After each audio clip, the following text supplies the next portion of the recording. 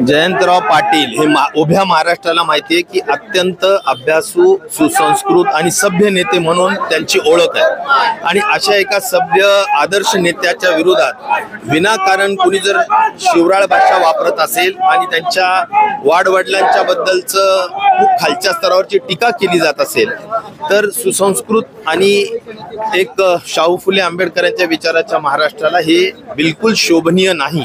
हे महाराष्ट्राची मान खाली घालण्याची कार्य ह्या पडळकरांच्या वक्तव्यामुळे झालेलं आहे। मला असं वाटतं की भाजपनी त्यांच्या या अशा वाचाळवीरांना कुठल्याही परिस्थितीत लगाम लावला पाहिजे, कुठल्याही परिस्थितीत समज देऊन त्यांना शिक्षा केली पाहिजे, असं वक्तृत्व पण करता कामा नये।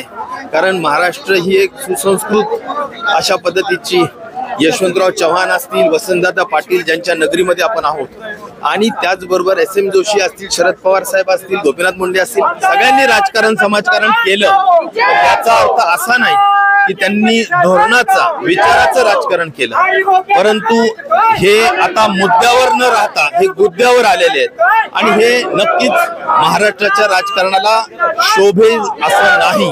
त्याच्यामुळे त्याच्या निषेधार्थ महाराष्ट्रातील सर्व लोक एकत्र येऊन जयंत पाटील साहेब हे एकटे नाहीयेत, तर आम्ही सगळे त्यांच्या पाठीशी आहोत। महाविकास आघाडी त्यांच्या पाठीशी आहे, महाराष्ट्रातील जनता त्यांच्या पाठीशी आहे, हेच दाखवण्याचं काम या महामोर्चातून या ठिकाणी होत आहे। टोपे साहेब, आता 5 ते 6 दिवस उलटून गेले या वक्तव्याला, पण वरिष्ठांकडून भाजपच्या त्यांच्यावर कुठेही त्यांची कान टोचले जात नाहीत किंवा त्यांना समज दिला जात नाही, आपण कसं बघता याकडे? मला असं वाटतं की अशा पद्धतीच्या प्रवृत्ती ह्या सर्वच पक्षांनी, जे कोणी पक्षाचे ज्या पक्षात अशी काही वाचाळवीर असतील त्यांना फार कडक समज दिली पाहिजे, शिक्षाच केली पाहिजे, मी अशा विचाराचा आहे।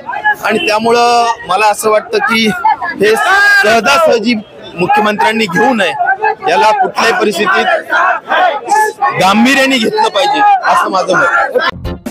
अत्याधुनिक आणि सर्व सोयी सुविधांयुक्त रुग्णांच्या आरोग्याची काळजी घेणारं आपलं हॉस्पिटल लक्ष्मी नारायण हॉस्पिटल। संपर्क 023 42 22 57 75।